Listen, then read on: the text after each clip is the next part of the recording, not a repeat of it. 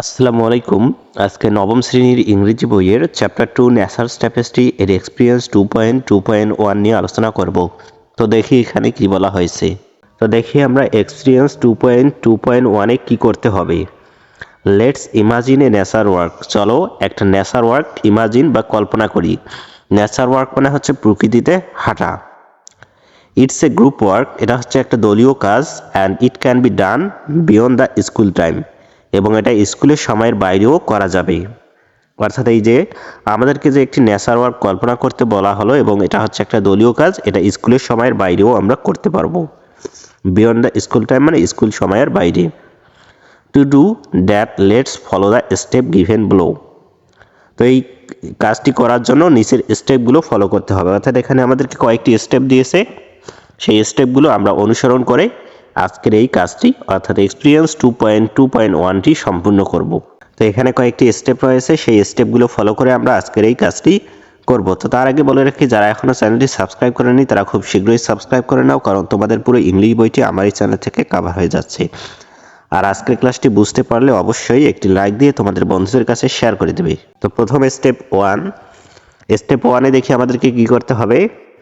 Imagine that you are taking a nature work in a big green park with your friends. কল্পনা করো তুমি একটা nature ওয়ার্কে যাচ্ছ বা প্রকৃতির মাঝে হাঁটতে পারছো, সেটা হচ্ছে বিগ, একটা বড় গ্রিন সবুজ পার্কে। তোমার বন্ধুদের সাথে একটা বড় সবুজ পার্কে বা প্রকৃতি, যেখানে প্রকৃতির ছোঁয়া রয়েছে সেই রকম একটা পার্কে তুমি হাঁটতে যাচ্ছ। টেকিং মানে নেওয়া, অর্থাৎ এই হাঁটাটা নেওয়া। স্টেপ 2তে আমাদেরকে কি করতে হবে দেখি। Open your minds I. এগুলো কিন্তু আমাদেরকে করতে হবে না, এটা আমাদেরকে শুধু কল্পনা করতে হবে। ওপেন ইউর মাইন্ডস আই, তোমার মনের যে চোখ রয়েছে অর্থাৎ কল্পনার যে আমরা যেভাবে কল্পনা করি সেই চোখটা বন্ধ করতে বলা হয়েছে।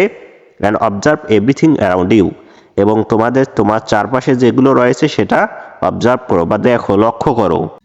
তো প্রথমে আমাদেরকে বললো যে একটা বড় সবুজ পার্কে আমাদেরকে নেচার ওয়ার্ক বা প্রকৃতিতে হাঁটার মতো একটা কল্পনা করতে হবে, এবং তারপরে আমাদেরকে আমরা যে নেচার ওয়ার্কে হাঁটছি সেটা আমাদেরকে অবজার্ভ করতে হবে। আমাদের চারপাশে যা কিছু আছে সেটা অবজার্ভ করতে হবে বা দেখতে হবে।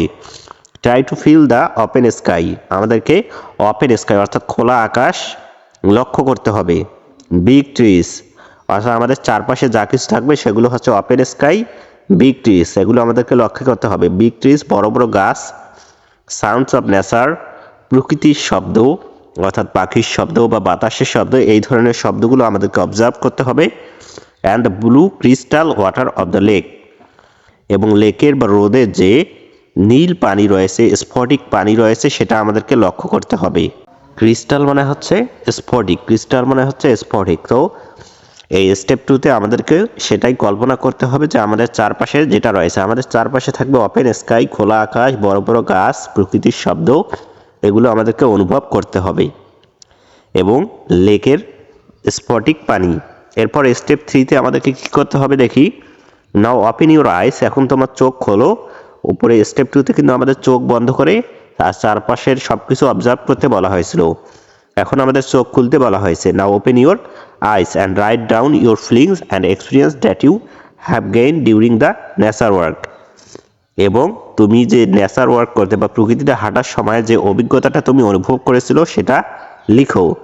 অর্থাৎ স্টেপ 1 এবং স্টেপ 2তে আমরা যেটা অনুভূত করলাম, স্টেপ 2তে আমরা নেচার ওয়ার্ক করলাম এবং স্টেপ 2তে আমরা এই সমস্ত জিনিসগুলো অবজার্ভ করলাম। সেই অবজার্ভ করার পর আমাদের যে অভিজ্ঞতাটা হবে সেটা আমরা স্টেপ 3তে লিখব।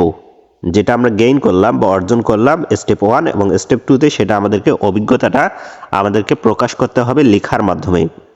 তো স্টেপ 3 এর যে অ্যান্সারটা হবে সেটা আমি তোমাদেরকে এখনই দিয়ে দিচ্ছি। এটা হচ্ছে স্টেপ 3 এর অ্যান্সার। স্টেপ 3 এর অ্যান্সারটা কীরকম হবে সেটা আমরা দেখি। অর্থাৎ আমরা প্রকৃতিতে হাঁটার মাধ্যমে যে অভিজ্ঞতাটা অর্জন করলাম সেটা আমাদেরকে লিখতে হবে। এই উত্তরটা কিন্তু এক একজনের ক্ষেত্রে এক এক রকম হবে, এটা নিজেরাই লেখা শ্রেয়। তোমরা আমার উত্তরটাও সংগ্রহ করে নিতে পারো। I felt relaxed and refreshed as I walked in the park with my friends, এখানে উইথ হবে। আমি খুব শান্ত এবং তাজা অনুভব করেছিলাম যখন আমি আমার বন্ধুদের সাথে পার্কে বেড়াতে গিয়েছিলাম। My friends with my friends, এখানে পার্কের পর আমরা উইথ দিয়ে দেব। তো এটাই হচ্ছে পার্কে ঘুরতে গেলে সাধারণত আমাদের একটা খুব শান্ত অনুভূত হয় বা অনেক কামনেস একটা আসে এবং অনেক তাজা অনুভূত হয়। তো সেই অভিজ্ঞতাটাই এখানে আমি লিখেছি। এরপর I was very happy to see the open blue sky. আমি খোলা নীল আকাশ দেখে খুবই খুশি ছিলাম। আমরা দেখেছি স্টেপ 2তে আমাদেরকে খোলা নীল আকাশ অবজার্ভ করতে বলা হয়েছিল। তো খোলা নীল আকাশ দেখে আমার অনুভূতিটা আমি এখানে জানালাম। I was very happy to see the open blue sky. The big green trees and the silent sounds of nature cheered up me. সবুজ গাছপালা এবং প্রকৃতির নিস্তব্ধ শব্দ আমাকে উৎফুল্লিত করেছে। I want to drown in this incredible beauty. আমি এই অভূতপূর্ব সৌন্দর্যের মাঝে ডুবে যেতে চাই। সেটা হচ্ছে আমার একটা অনুভূতি। প্রকৃতির মাঝে হাঁটার সময় আমরা যে অনুভূতিটা অর্জন করলাম বা গেইন করলাম সেটা এখানে আমি লিখেছি। এটা হচ্ছে স্টেপ 3 এর অ্যান্সার। তোমরা এই অ্যান্সারটা সংগ্রহ করে নিতে পারো অথবা নিজেদের মতো করে তৈরি করতে পারো, নিজেদের অভিজ্ঞতাটা নিজেরাই বর্ণনা করতে পারো। তো এখন আমরা স্টেপ 4 দেখি সেখানে কি বলা হয়েছে। স্টেপ 1 থেকে 3 কাজ আমাদের সম্পূর্ণ হয়ে গেছে। এখন আমরা স্টেপ 4 নিয়ে আলোচনা করব। তো দেখি এখানে কি করতে হবে। Each group will sit in a circle. প্রত্যেকটা গ্রুপ অর্থাৎ তোমাদের শ্রেণীকক্ষের কথা বলা হয়েছে। তোমরা যখন শ্রেণীকক্ষে এই টপিকটির এই এক্সপিরিয়েন্সটির ক্লাস করবে তখন কিন্তু তোমরা প্রতিটি গ্রুপে একটি গোল সার্কেল হয়ে বসবে and discuss the notes they took by observing the nature. এবং তোমরা নেচারটা অবজার্ভ করে যে নোটসটি লিখবে সেটা তোমাদেরকে প্রত্যেকের গ্রুপের সাথে আলোচনা করতে হবে। Then they prepare the first draft of a composition on their experience of that nature work.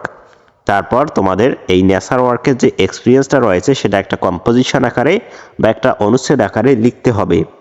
অর্থাৎ উপরের যে তো স্টেপ 1 এবং স্টেপ 2তে আমরা যে অভিজ্ঞতাটা গেইন করলাম সেটা আমাদেরকে স্টেপ 4-এ আমাদের বন্ধুদের দলীয়ভাবে এই কাজটি করতে হবে। প্রত্যেকের যে অভিজ্ঞতাটা হলো সেটা আমরা আলোচনা করব এবং তারপর আমাদের নিজেদের অভিজ্ঞতাটা আমরা এখানে লিখব। You can further discuss the following question before you start writing. তুমি লেখার আগে এই সমস্ত প্রশ্নগুলো করতে পারো, অর্থাৎ তোমাদের বন্ধুদেরকে বা তোমরা নিজেদেরকে এই সমস্ত প্রশ্নগুলোর উত্তর করতে পারো এবং এর উত্তরগুলো দিয়ে লিখতে পারো, অর্থাৎ তোমাদের কম্পোজিশনটা তোমরা সাজাতে পারো। এই স্টেপ 4-এর যে উত্তরটা হবে সেটা তোমরা এই প্রশ্নগুলো করতে পারো। তো প্রথম প্রশ্নটা হচ্ছে, how did the environment around you make you feel. তোমার চারপাশের যে পরিবেশটা রয়েছে সেটা তোমাকে কীরকম অনুভূত করেছে। অর্থাৎ আমাদের চারপাশে যে আমরা স্টেপ 1 এবং স্টেপ 2 এর যে অনুভূতিটা ছিল, চারপাশের পরিবেশটা কেমন ছিল সেটা আমাদের সেই পরিবেশটা দেখে আমাদের যে অনুভূতিটা হয়েছিল সেটা আমাদেরকে এই প্রশ্নের উত্তরে লিখতে হবে। এরপর 2 নম্বর প্রশ্নটি আমাদেরকে দিয়েছে, did it evoke any specific emotions or memories. এটা কি কোনো স্পেসিফিক, অর্থাৎ এই নেচার ওয়ার্কের কথা বলা হয়েছে, এটা কি কোনো নির্দিষ্ট বা আলাদা করে কোনো আবেগ বা মেমোরি স্মৃতি তোমার মনে উন্মাদনা বা আহ্বান করেছে, সেটাই এখানে বলা হয়েছে। আলাদা কিছু আমরা এই যে নেচার ওয়ার্কে যে আমরা অভিজ্ঞতাটা অর্জন করলাম সেখানে আলাদা কিছু হয়েছিল কি না বা মনে রাখার মতো কিছু ছিল কি না। এরপর 3 নম্বরে, were there any moments during the walk when you felt a strong connection to nature. সেখানে কি কোনো এমন কিছু মুহূর্ত ছিল, অর্থাৎ আমরা যখন নেচার ওয়ার্ক আমাদের বন্ধুদের সাথে করেছিলাম তখনকার কথা বলা হয়েছিল, যে তখন এমন কি কোনো মুহূর্ত ছিল যেখানে তুমি প্রকৃতির সাথে একটা শক্তিশালী সংযোগ হয়েছে, প্রকৃতির সাথে তুমি একটা শক্তিশালী সংযোগ অনুভূত করেছো। ডেসক্রাইব দোজ মোমেন্টস, সেই মুহূর্তটা বর্ণনা করতে হবে। এটা হচ্ছে 3 নম্বর প্রশ্ন, এটা আমাদেরকে লিখতে হবে। একটু পর আমি কিন্তু তোমাদেরকে উত্তরগুলো দিয়ে দেব। এরপর 4 নম্বর আমরা যে প্রশ্নটা করতে পারি, how do you think spending time in nature can influence our wellbeing and perspective on life. তুমি কিভাবে মনে করো যে প্রকৃতির সাথে সময় কাটানোটা আমাদের জীবনের মঙ্গলের এবং আমাদের জীবনের দৃষ্টিভঙ্গির ওপর প্রভাব ফেলে। আমরা যে প্রকৃতির সাথে সময় কাটাই সেই সময় কাটানোটা কিন্তু আমাদের একটা মঙ্গল এবং আমাদের যে দৃষ্টিভঙ্গি রয়েছে সেটা কিন্তু একটা প্রভাব ফেলে। সেটা কিভাবে, সেটা আমাদেরকে প্রশ্ন করতে হবে এবং এটার উত্তর দিতে হবে। তো দেখি এর উত্তরগুলো কি হবে।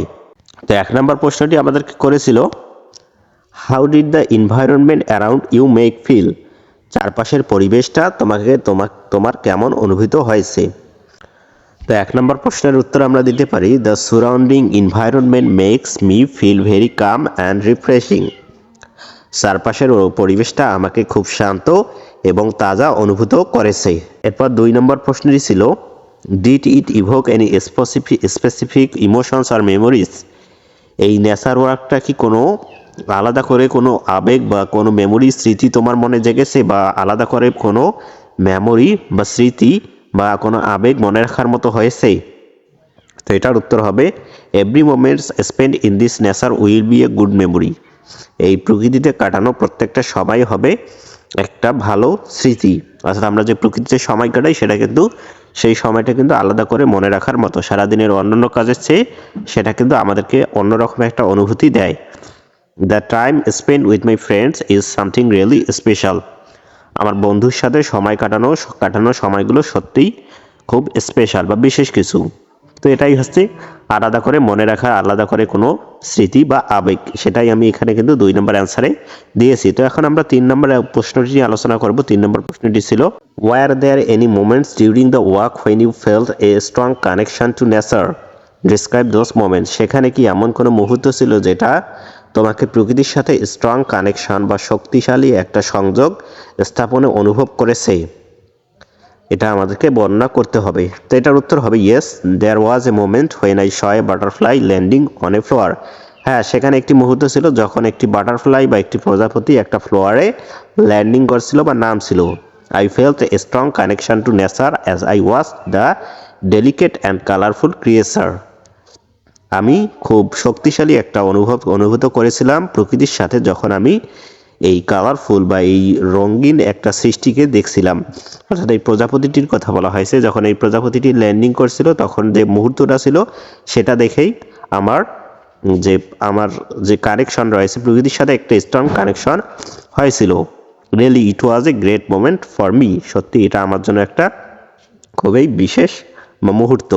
তো এভাবেই কিন্তু আমরা 3 নম্বর প্রশ্নটির উত্তর বলতে পারি। তো এখন আমরা 4 নম্বর প্রশ্নটি দেখি। How do you think spending time in nature can influence our wellbeing and perspective on life, আমাদের যে প্রকৃতিতে সময় কাটানো সেটা কিভাবে আমাদের মঙ্গল এবং আমাদের চিন্তা ভাবনাকে প্রভাবিত করে। তো এটার উত্তর হবে I think spending time in nature can affect our well-being and perspective on life. আমি মনে করি যে প্রকৃতিতে সময় কাটানোটা এটা আমাদের যে পার্সপেক্টিভ, আমাদের জীবনের যে দৃষ্টিভঙ্গি এবং আমাদের জীবনের যে মঙ্গল রয়েছে সেটাতে প্রভাবিত করতে পারে। Because spending time in nature makes us feel better, প্রকৃতিতে সময় কাটানোটা এটা আমাদের ভালো একটা অনুভূতি দেয়। Nature teaches us to be humble and kind, প্রকৃতি আমাদেরকে নম্র এবং ভদ্র হতে শেখায়। Also spending time in nature teaches us to be free from selfishness, এছাড়াও আমাদের প্রকৃতিতে সময় কাটানো এটা আমাদেরকে শেখায় স্বার্থপরতা থেকে মুক্তি দিতে বা মুক্ত থাকতে আমাদেরকে শেখায়। তো এভাবেই কিন্তু আমরা এই প্রশ্নটির উত্তর দিতে পারি প্রকৃতিতে সময় কাটানোটা কীভাবে আমাদের জীবনকে প্রভাবিত করে। কারণ প্রকৃতিতে সময় কাটালে সেটা আমাদের যে দৃষ্টিভঙ্গিটা রয়েছে সেটা কিন্তু আরও নম্র, ভদ্র এবং স্বার্থপরতা থেকে মুক্ত হতে শেখায়। স্টেপ 4-এর যে প্রশ্ন 4টি ছিল সেটা কিন্তু আমরা করলাম। এখন আমাদেরকে সবশেষে বলা হয়েছে finally share it with other groups, এবং এটা আমাদের যে উত্তরটা লিখলাম সেটা আমাদের অন্যান্য গ্রুপে শেয়ার করতে হবে।